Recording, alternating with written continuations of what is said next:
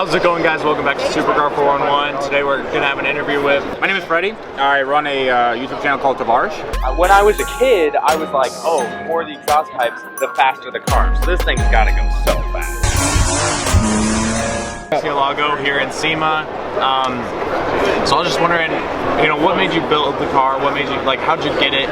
How to get into your hands and stuff like that? I've always wanted one of those cars, and I bought it because one of my friends, Ed Bullion, VinWiki, he told me about the car, that it was for sale by the company that makes all the movie cars. Okay. So what ended up happening was he was going to buy it, and then that fell through, and then he was like, do you want to buy it? And I'm like, yeah, I definitely do. So I ended up taking my truck and a trailer from Florida, took it to LA, and then towed the car all the way back. So to, basically a round trip across the country just to get that car. And I got that car in January, and now it's 9-10 months later, and now the car's done in SEMA. But it's always been kind of a bucket list car for me. Yeah. And the fact that I can get a car from the movie, from the last Fast and Furious movie, it's just kind of, I don't know, I would never be able to do that in any other setting. I'm in love. Again, no. That's $1 million show car. So the Murcielago has kind of been one of those cars that you wanted to have, and it just fell into your hands, and it was the one that worked out, and you just wanted to go. Well, I mean, it was cheap. It was when I say cheap, it was the most expensive car I've ever bought. Yeah. But it was the cheapest one in the country. I bought it for 80 grand, and that's about half of what they go for. It's a manual transmission. Had a clean title, but it was far from clean. It was very haggard and just disgusting, and the paintwork was bad, and the interior is missing, and all of that stuff.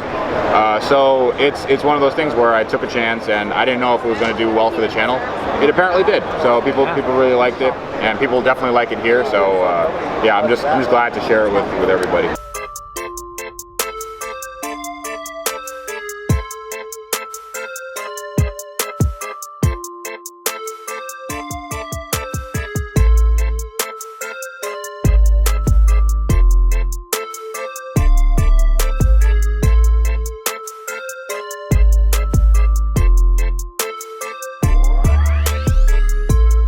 That's awesome.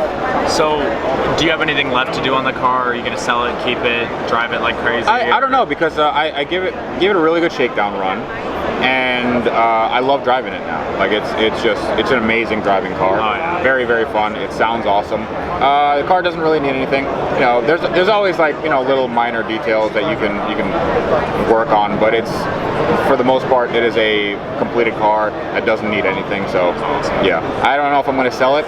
If somebody wants to give me an offer, like an actual offer with cash in hand, maybe I'll be open to that. I don't know, but everything has a price. But right now, I don't need to sell it because they're going up in price anyway. So I can literally just park it in my garage and then make money. Yeah, totally. And it's a beautiful car. I'm sure someone would want it, and if it goes up in value and you make more money, yeah. Plus, it has the movie provenance, and I have all the movie stuff. I never throw anything away. So yeah, I think that's awesome that you left all the stuff that was in the movie. Would you go as far as saying it was a good decision to buy the car? Do you feel good financially? Are you really deep into it already? Or no, it was a good decision. I mean, it was essentially for the YouTube channel.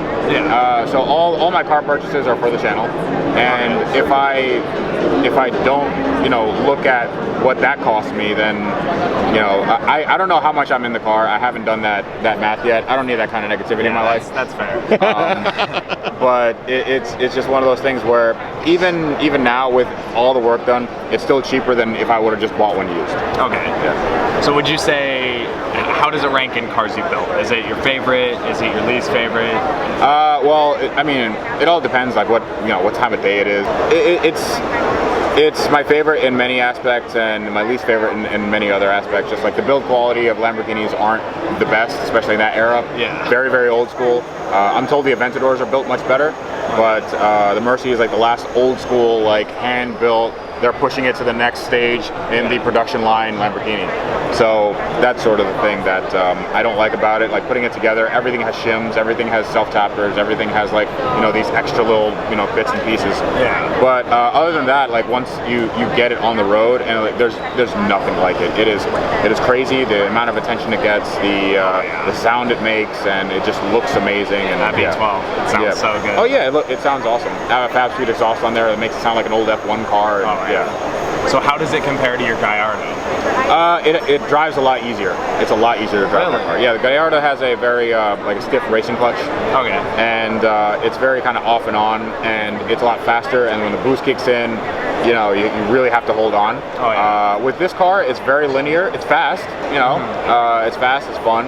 But you can drive it at slow speeds, not really a problem. You know, after a certain point, it just becomes a car. Yeah, it's a reasonable fast, not a twin turbo Lamborghini. Yeah, yeah. I mean, it's still, you can still get into very, very big trouble with this car. Of course. Like you can still cars and coffee your way into internet fame, but I think that it's not as intimidating as people make it out to be. Oh yeah. Yeah. And I mean, I love the Murcielago personally. I mean, the doors that go straight up, unlike the Aventador, they kind of went out. Well, they kind of went out. I think they were trying to do something a little different, but that's the last Lambo with the doors, the scissor doors that go straight up, the traditional scissor doors. And I love that. And for me personally, the Murcielago is an amazing car. I mean, I love that car. Although it's, like you were saying, not the greatest build quality or whatnot. You know, almost its downsides create the upsides in a sense. Well, yeah. Because if it was perfect, a lot like the Aventador, a lot of people say like, oh, but it doesn't have a dual clutch. But if that car had a dual clutch, it wouldn't be the car that it is. I mean, I think it would be such a weird car. I think that car would be several times better with a dual clutch. Really? Yeah, because that car is, like, the build quality is such that you have a carbon tub. Everything is built to millimeters of perfection, and it's one of those things where I don't think that having a better transmission in there would have made it worse, Yeah. It would even if it's more livable, you can still give it that ferocity that the Lambos are known for. I guarantee you the next big Lambo is going to have a dual clutch in it. Oh yeah. Yeah, it's not going to have some like crappy E-gear or ISR transmission or whatever. I'm actually looking into getting an Aventador and doing a manual conversion.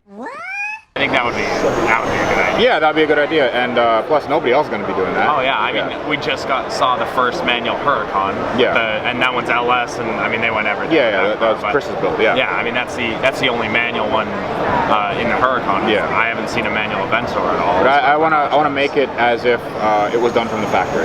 So you would do gated and everything. Yeah, gated manual.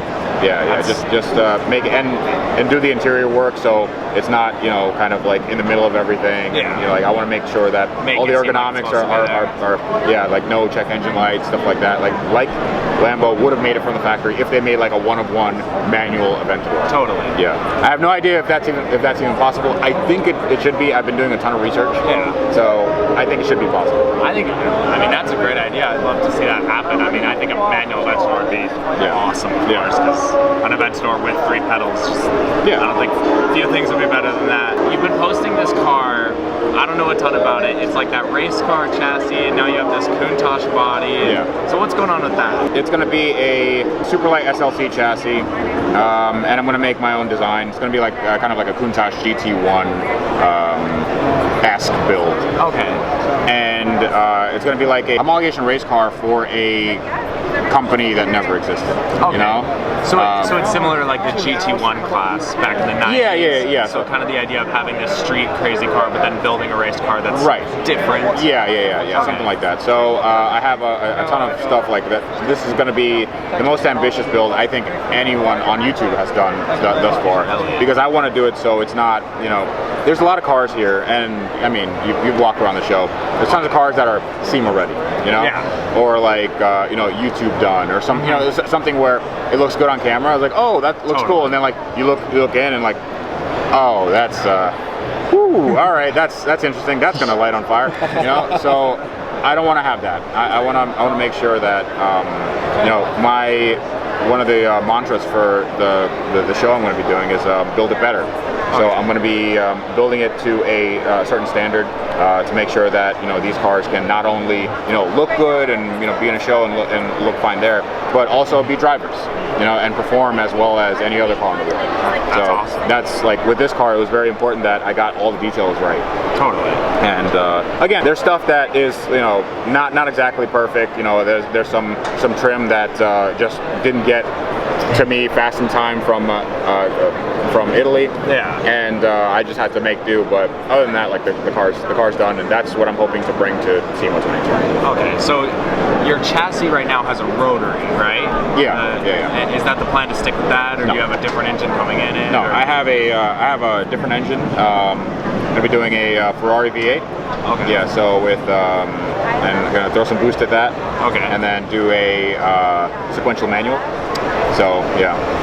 That's very race car. Yeah. That sounds so awesome. like a manual dog box, that sort of thing. Yeah. Slamming gears. Yeah. So I love that. I think that's the mark of like a true, like the old Gumpert Apollo, stuff like that.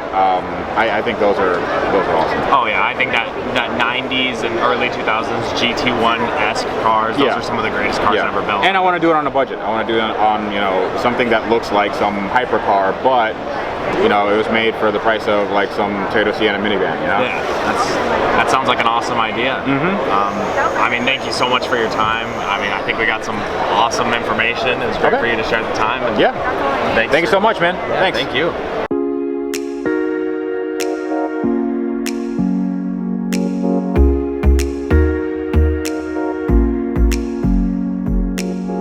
It's like saying what's your favorite strand of hair?